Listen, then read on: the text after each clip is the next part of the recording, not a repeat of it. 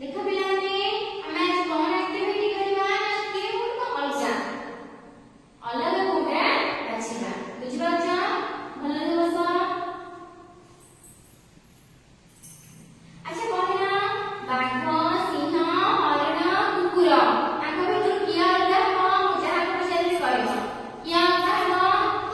କୁକୁର କାହିଁକି ଅଲଗା?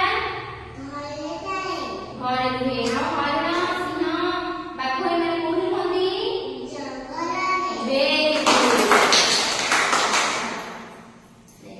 ଆଳୁ ବାଇଗଣ ଟମାଟୋ ସେଓ କୋଉଟା ଅଲଗା?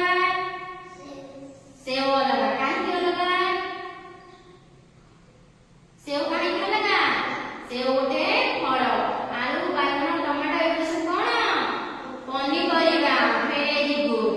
ଆଚ୍ଛା କୁହ ତମେ ଆମ୍ବ କଦଳୀ ନଡ଼ିଆ ଆଳୁ କୋଉଟା ଅଲଗା? ଆଳୁ ଅଲଗା କାହିଁକି ଅଲଗା? ପନିପରିବା ଆଉ ଏଗୁଡ଼ିକ ସବୁ ଫଳ। Very good.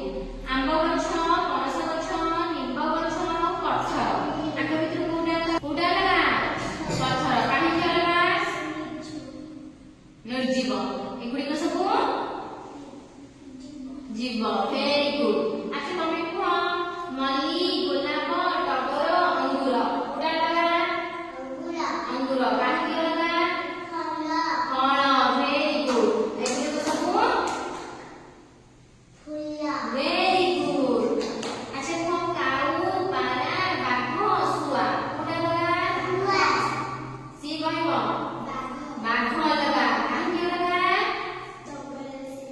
ବାଘ ଜଙ୍ଗଲରେ ରୁହେ ସେ ଗୋଟେ କଣ ବାଘ ପଶୁ ଏଗୁଡ଼ିକ ସବୁ ପକ୍ଷୀ। Very good.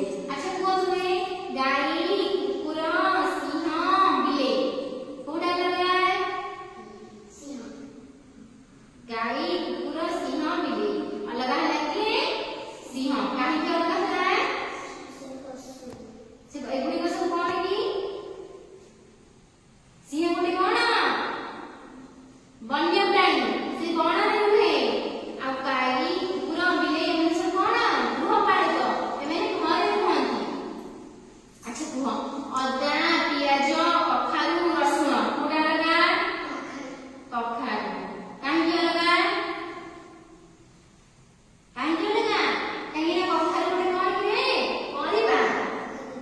ଅଦା ପିଆଜ ରସୁଣ ଏଗୁଡିକ ସବୁ କଣ ଆମର ମସଲା ଜାତୀୟ ଦ୍ରବ୍ୟ ଆମେ ତାକୁ ମସଲା ଭାବରେ ବ୍ୟବହାର କରୁଛେ ନୁହନ୍ତି କି? ଆଚ୍ଛା କୁହ ସୂର୍ଯ୍ୟ ତାରା ମାଟି ଜହ୍ନ କୋଉଟା ଅଲଗା? ମାଟି କାହିଁକି ଅଲଗା? ସେ କଣ ହୁଏ ସ୍ଥଳ ଭାଗରେ ଥାଏ। ସୂର୍ଯ୍ୟ ତାରା ଜହ୍ନ ଏମାନେ କୋଉଠି ନା ଆକାଶରେ ରୁହନ୍ତି। Very good. ଭାତ ରୁଟି ଡାଲି ଗୋଡ଼ି କୋଉଟା ଅଲଗା? ଗୋଡ଼ି କାହିଁକି